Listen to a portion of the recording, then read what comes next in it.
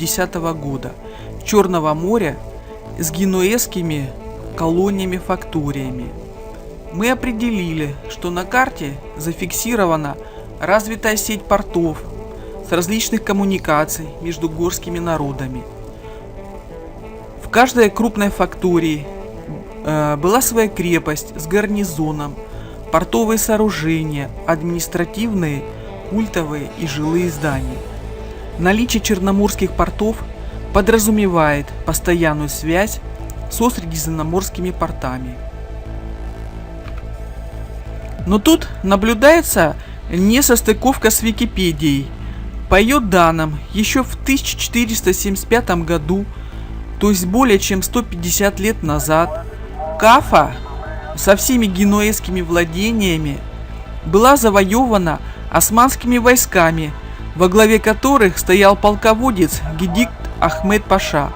Большинство генуэзцев было казнено, а консул Кафы Антониоте де Кабелла был сослан на галеры. Вероятно, Герард Меркатор, а за ним и я, ошиблись. А посмотрим теперь более поздние карты. Вот перед нами карта Туркиш Империи 1626 года. Сейчас вот поближе мы ее просмотрим. Так, вот 1626 год. Туркиш Эмпер. Ну что, посмотрим, на месте ли Газария. Вот мы перемещаемся в Мраморное море, вот Черное море. Поближе приближаемся. И что мы видим? Газария. Получается, Газария на месте, генуэзские фактории на месте. Вот, собственно, в фактории вот и есть и Мавролака на месте, и Мавразихи, вот и Какари. А теперь переместимся немножко правее, посмотрим Каспийское море. А вот перед нами Каспийское море. Совсем другие очертания, не такие, как мы привыкли видеть. Оно вытянуто в широтном направлении, а мы помним, что у нас Каспийское море вытянуто в меридиальном направлении. И вокруг нее вот города, озера. Ну, совсем не то, что мы привыкли видеть. Да, но самое главное, что здесь на карте Турецкой империи нет ни одного названия с обозначением Туркиш или Осман или Великая Порта. Обратите внимание еще, что и нету Синайского полуострова. Напомню, что это карта 1626 года.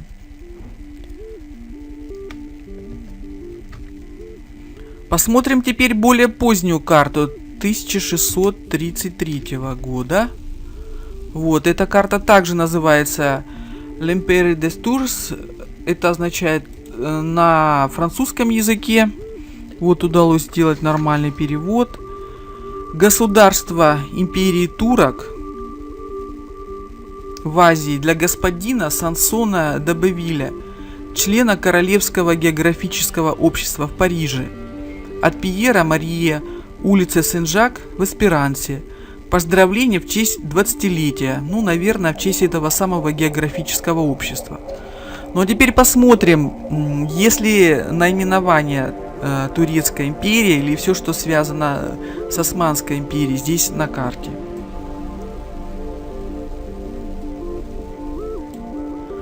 Так, вот мы смотрим. Анатолия. Какие-то города, но ни одного названия турецкого мы не видим. Ну вот здесь вот есть Туркоман. Туркоман. Ну, тур это вообще-то дорога означает.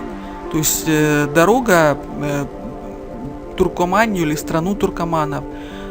Ну, как мы знаем, что турки-сельджуки сначала у них было небольшое государство, оно было стиснуто вот между Персией и Восточной Римской империей здесь. То есть вот у них была совсем небольшая территория. Может быть, они подразумевают, что вот это вот империя. Так, посмотрим дальше. Здесь вот мы видим Романия, то есть вот Римская империя во всей своей красе. Здесь написано Тур, да, в Европу.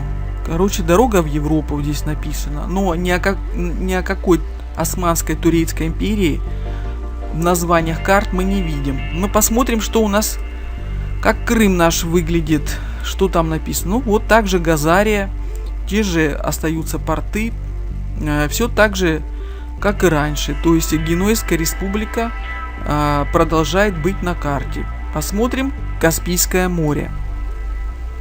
Вот Каспийское море вытянуто в широтном направлении. То есть совсем не такое, какое мы привыкли его видеть на картах. То есть это середина 17 века. Ну, можно посмотреть и другие карты. На другой карте от 1679 года мы можем заметить, что даже цвета разные. Упоминания Османской Турецкой империи нет. Мы видим все те же самые генуэзские названия. А название Турецкой империи здесь не наблюдается. Также вот Анатолия. Даже Туркомании здесь я что-то даже не вижу. Ну и Каспийское море также выглядит в широтном направлении. Это уже ближе к концу 17 века. Посмотрим Синайский полуостров. Так, мы видим, что Синайского полуострова пока на карте нет.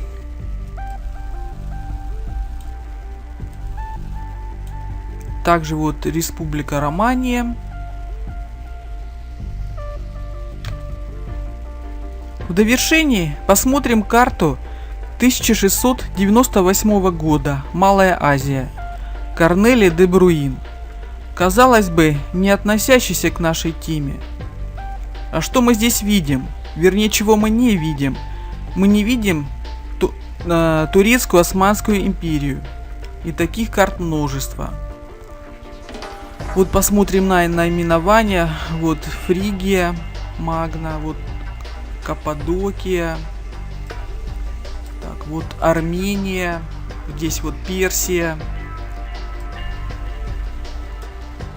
То есть наименование Турецкой Османской империи мы не видим на этой карте. Но вернемся к Черноморским берегам. Наступает 18 век. Активно карты появляются только в 1720 году. Открываем карту Портолан 1720 года, ну, возможно, более ранее. Смотрим на родные берега и опять ничего не узнаем. Названия совсем другие, отличающиеся от генуэзских факторий. Родные берега также выглядят совсем иначе. Из этого можно сделать заключение, что перед нами первая послепотопная карта Черного моря. Давайте немножко рассмотрим ее поближе.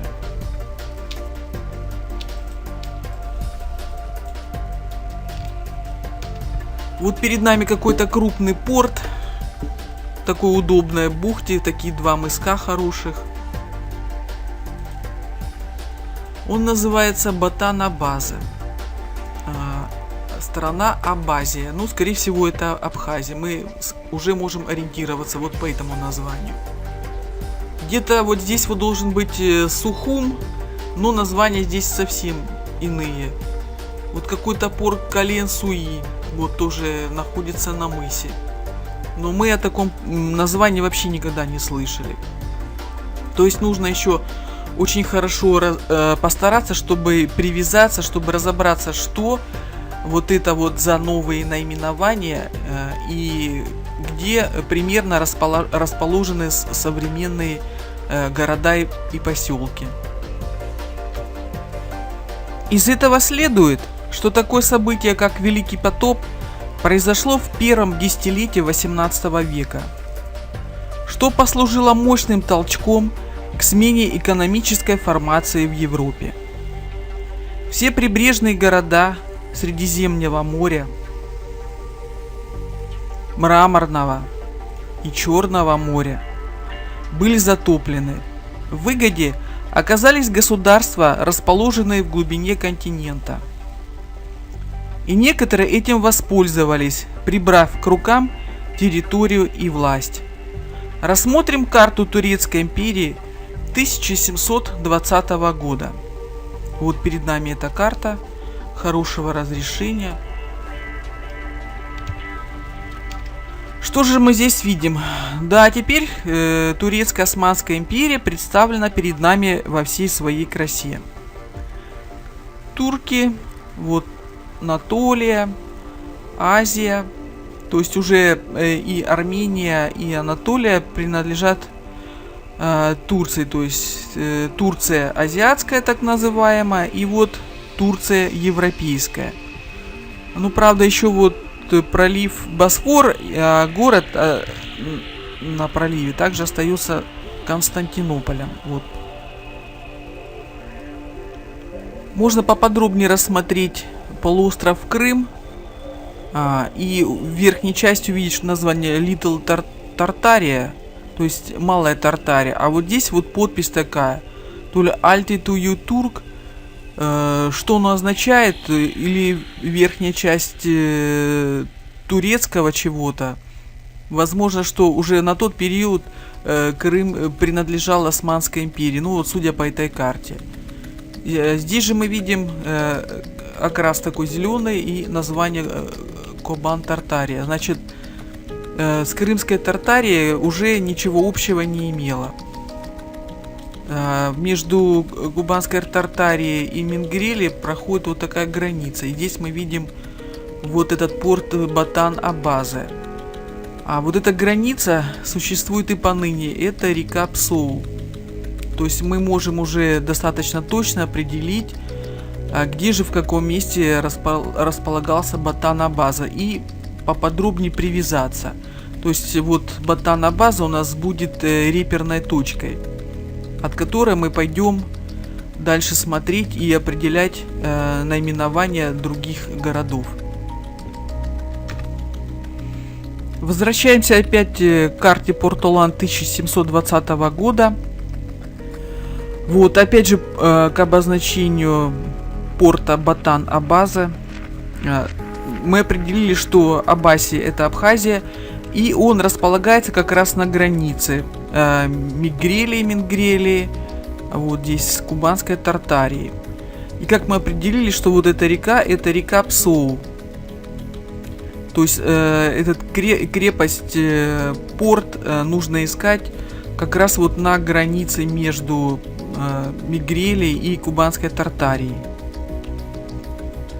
Так, а что же у нас в хрониках записано? Как вот нам определить его местонахождение?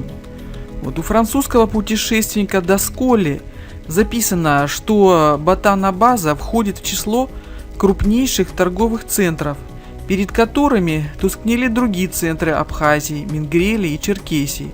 Он указывает, что речь идет об одном из абхазском пункте. Но я думаю, вот мы определили его место. То есть это за рекой Псоу сразу находится на территории Абхазии. Вот, попробуем определить и привязать, скажем так, к современным рельефам и найти все-таки же, где был этот древний порт-крепость. Ну, как мы помним, на старых картах Портоланах вот в этом месте находился такой длинный мыс, на котором был порт Кава-де-Куба. А теперь мы видим совсем другое расположение крепости Батан-Абаза. Чтобы разобраться в этом вопросе, воспользуемся одним сайтом, который показывает виртуальное затопление берегов, рельефа при определенном уровне воды. А теперь давайте откроем карты возможных затоплений, называется floodmap.net. Наводнение карта высот уровня воды.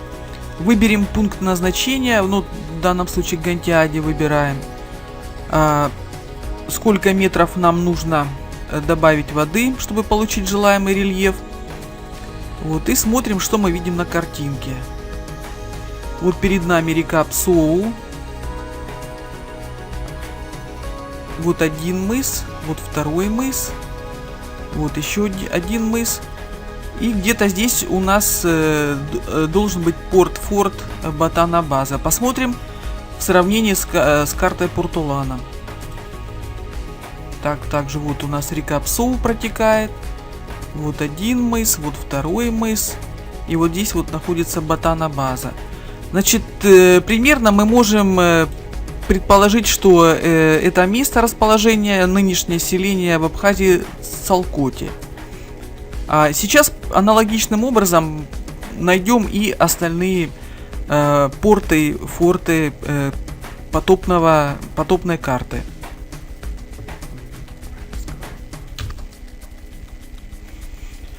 Так, теперь попробуем найти следующий порт. Вот смотрим, здесь порт Кален-Суи.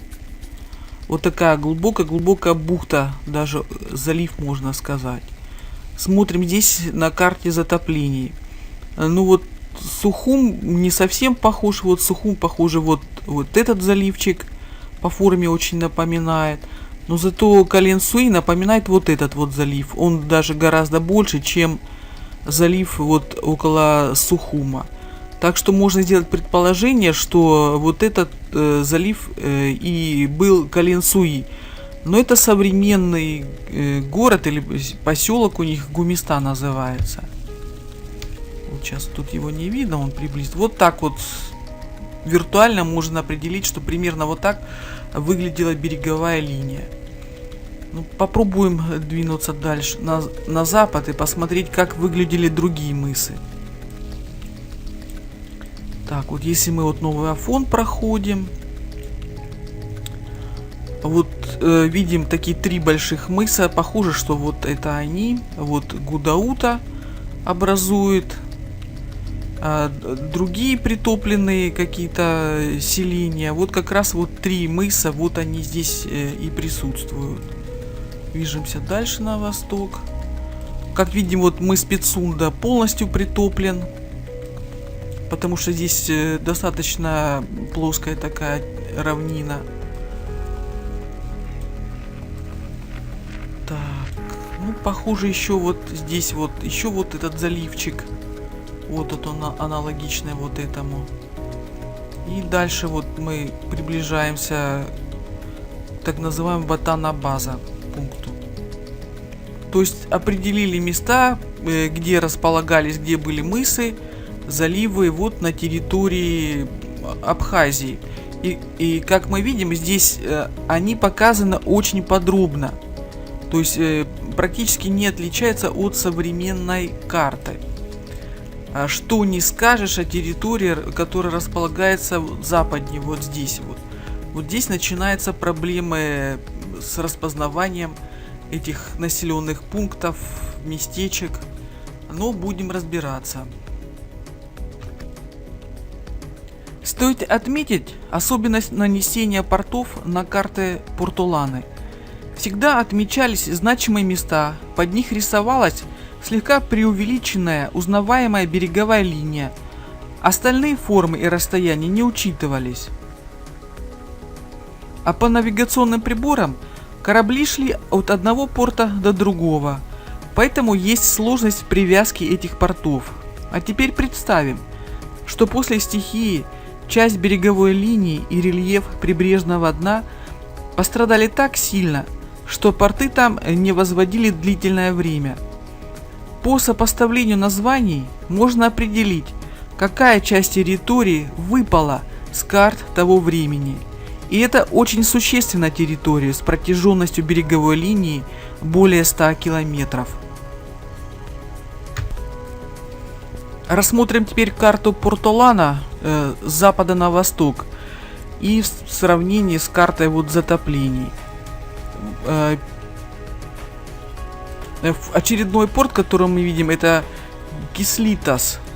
Но я предположила, что это вот залив Суко, который образовался, значит селение Суко.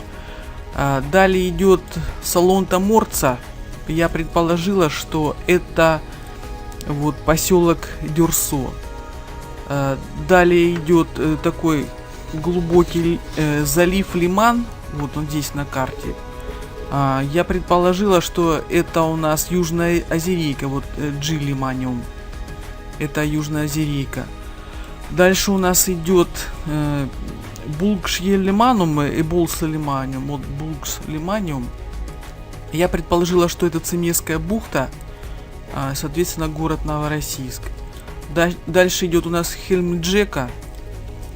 Вот. Я предположила, что это район вот Геленджикской бухты, город Геленджик. Далее у нас по карте идет Ураел-Степия. Я предположила, что это у нас вот село Криница и река Пшада. Далее по карте идет Сцилпурус Кампус. Я предположила, что это Архипа-Осиповка и река Вулан. И теперь мы видим, что крайняя точка у нас здесь река Вулан. И сразу же идет река Псоу. То есть сейчас мы на карте Google Планет Земля оценим вот масштаб и расстояние. Вот это. Ну вот открываем программу Google Планет Земля. И определяем, что от Архипа-Осиповки до реки Псоу, вот она река Псоу, 160 километров.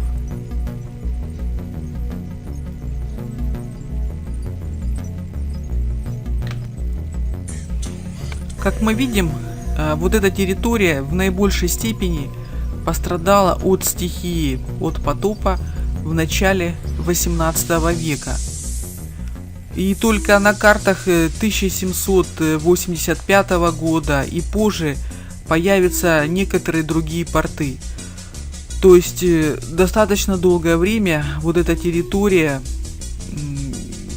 была сложна в освоении. В завершении работы с картой 1720 года посмотрим Босфорский пролив.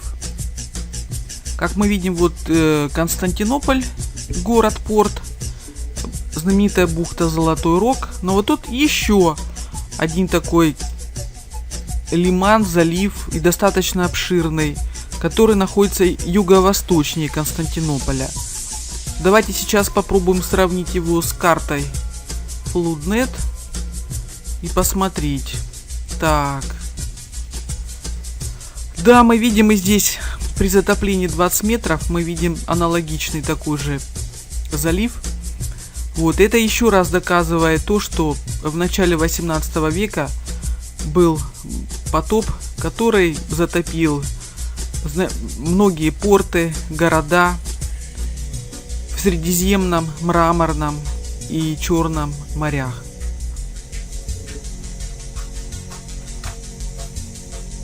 Рассмотрим теперь карту 1730 года. Вот часть Черного моря и Азовского моря. Как мы видим, что Крым уже точно принадлежит Турции. Вот Туркиш Кримия. Название и рельеф от местности береговой линии выглядит так же, как и на предыдущей карте. Посмотрим теперь, как выглядит Азовское море. Вот Азовское море. Вот коса долгая. Видно, что она состоит из нескольких островов. Вот Бердянская коса также разбита и состоит из нескольких островов. Как выглядит территория? Вот зеленым обозначена территориум Кауказарум Донециум. То есть это территория донских казаков. Вот Азов.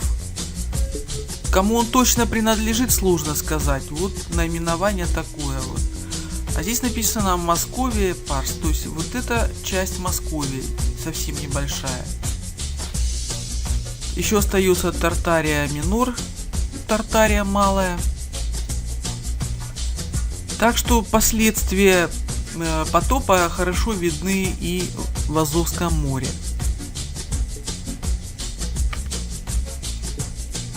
Посмотрим сейчас карту 1720 года. Здесь вот видно Черное море, часть Черного моря.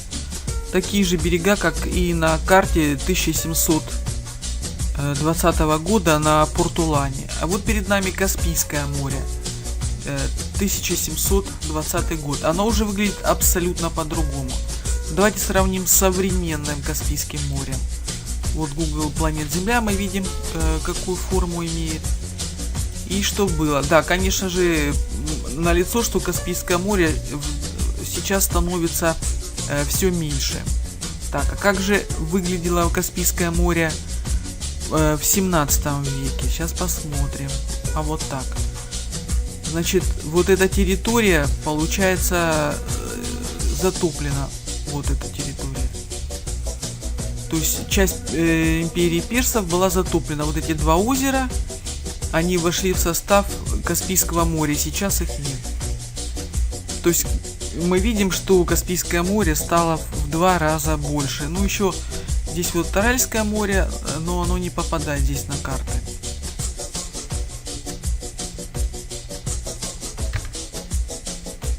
Посмотрим сейчас карту Средиземного моря, Медитеран 1785 года. Нас здесь будет интересовать Черное море.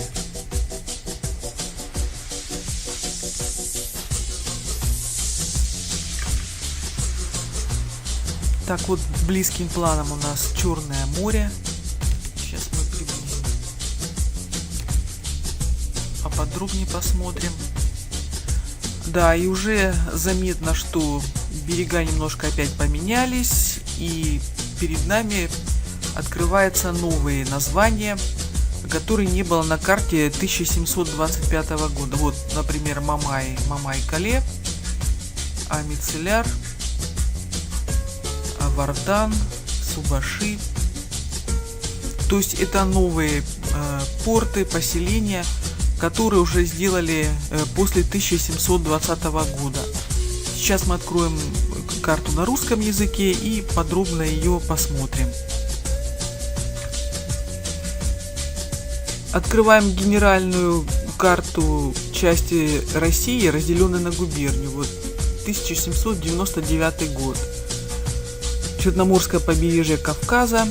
На тот период еще Российской империи эта территория не принадлежала. Вот мы видим турецкую крепость Анапа, Жужу-Кале или Суджу-Кале, Геленджик крепость. Далее идут такие заливы без названий. Следующий залив Кодос или Кодос. Это станица Криница, нынешняя река Пшада. Далее идет Вулан, какое-то селение, это нынешняя река Вулан и станица Архипа Осиповка. И далее идет, мы видим, Субаши, это уже Сочинский район нынешний, село Головинка, а это вот река Шахе, современное название. То есть мы видим, что здесь между вот рекой Вулан и Субаши все равно остается значительный промежуток потерянной территории. Уж здесь уже около 100 километров. Далее, если мы идем по карте, мы видим, называется селение Мамай. Здесь была крепость Мамай-Кале. Дальше идет селение, называется Сучалы. Это современный город Сочи. Вот. И Камистеляр, это, по-моему, Хоста. То есть мы видим еще значительное затопление вот речных долин, как вот Субаши. Вот здесь вот в районе реки Пшада. Видно, уже вода начала спадать, но заливы еще были значительные. И поэтому и эта карта отличается от современной. Так что же произошло в начале 18 века? Есть несколько версий. Исследователь Андрей Кадыкчанский в статье «Курск действительно утонет» на сайте Tartaria.info предположил, что гигантская волна пришла в Черное море со стороны Баренцева и Белого морей через европейскую часть России.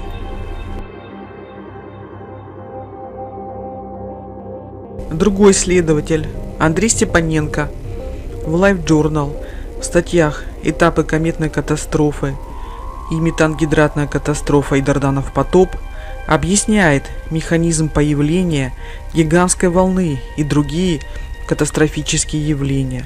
Он предположил, что волна начала движение со стороны Северного Ледовитого океана в сторону Евразийского континента. Далее мощным инерционным потоком волна обходит с востока Уральские горы и попадает в Каспийское море. Далее через Кумаманыческую впадину океаническая волна движется в Азовское, а затем и в Черное море. Судя по пропускной способности Кумаманыческой ложбины, процесс длился ориентировочно 21-22 года. Пролив Босфор и Гибралтарский пролив в это время либо перекрыты, либо имеют сниженную пропускную способность из-за изменения рельефа, происшедшего во время затопления шельфов. Уровень Черного моря поднялся на 50 метров. При этом были затоплены все прибрежные города и фактории. Однако непонятно, почему Цемесская и Геленджикская бухты остались примерно в таком же картографическом виде, когда сошла вода, а остальные бухты и мысы исчезли, ведь уровень воды для всех был одинаков. Возможно, виной всему был гигантский оползень или отседание, плоскостной сдвиг по линии Туапсинского прогиба, который географически располагается вдоль Черноморского побережья на шельфе от Новороссийска до Пицунды. Помимо поступившего большого количества воды в Черное море, спусковым фактором явились и сейсмические толчки, которые спровоцировали оползень. Таким образом, часть генуэзских факторий, такие как Порто-де-Сузака и Альба-Зихия, оказались на глубине до 300 метров и на расстоянии до 7 километров от современной береговой линии. Ссылки на статьи и картографический материал будут даны под видео.